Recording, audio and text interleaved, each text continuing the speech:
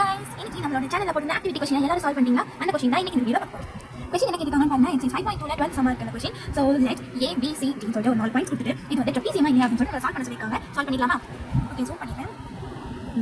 பாருங்க, ஃபர்ஸ்ட் வந்து அந்த क्वेश्चन வந்து சால்வ் பண்ணிருக்கேன். ஃபர்ஸ்ட் வந்து நம்ம given points வந்து ஒரு ட்ரெபீசியம் மாதிரி வந்து போட்டுட்டு ஓகேவா, அந்த ட்ரெபீசியம் ஷேப்ல போட்டு இந்த பாயிண்ட்ஸ் எல்லாம் வந்து நம்ம மார்க் பண்ணிடலாம். A B C and ஓகேவா. இப்போ நம்ம ஒரு கண்டிஷன் வந்து எடுத்துக்கணும். அந்த கண்டிஷன் வந்து நீங்க கண்டிப்பா எழுதியா ஆகணும். ரொம்ப இம்பார்ட்டன்ட், ஸ்கிப் பண்ணிக்காதீங்க. என்னன்னு பாருங்க.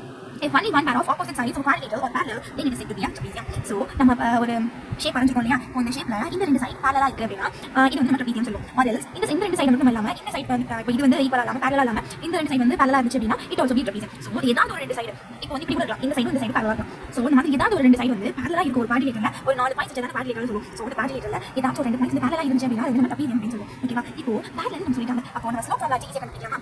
ஸ்லோப் ஃபார்முலா வச்சு ஃபர்ஸ்ட் வந்து AB க்கு கண்டுபிடிங்க. Next BC and also CT and DE. So நான் கண்டுபிடிச்சிருக்கேன், இங்க பாருங்க.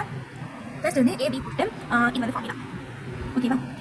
AB போட்டுட்டு கண்டுபிடிச்சிருக்கேன் M1 and also M2 BC, M3 வந்து CT and M2 வந்து DA. இப்போ இங்கே பாருங்க, M1 என்ன கிடைச்சது? 0 கிடைச்சது. M3 0 கிடைச்சது. So therefore M1 is equal to M2 இல்லையா, சாரி M3 இல்லையா. ஸோ அதான் நான் எழுதியிருக்கேன். M1 is equal to M2, sorry M3, M2 M4 ஈக்குவலா இல்லை. ஸோ அதை விட்டுலாம். ஸோ நமக்கு தேவை இந்த ஒரே ஒரு ஐடியா. நம்ம இந்த கண்டிஷன் சொல்லியிருந்தோம் இல்லையா, ஏதாச்சும் ரெண்டு பாயிண்ட்ஸ் வந்து parallel இருந்துச்சு அப்படின்னா ட்ரெபீசியம் சொல்லிடலாம். ஸோ M1 M2 ஈக்குவல், அதாச்சு M1 and M3 வந்து ஈக்குவலா இருக்கும்போது அது வந்து parallel கண்டிஷன் வந்து அப்ரூவ் பண்ணுது அப்படிங்கிறது நம்ம ஸ்லோப்ல வந்து படிச்சிருக்கோம். ஸோ அதான். ஸோ இந்த given points 4 பாயிண்ட் ஒரு ட்ரெபீசியம் ஃபார்ம் பண்ணுது அப்படின்னு சொல்லிட்டு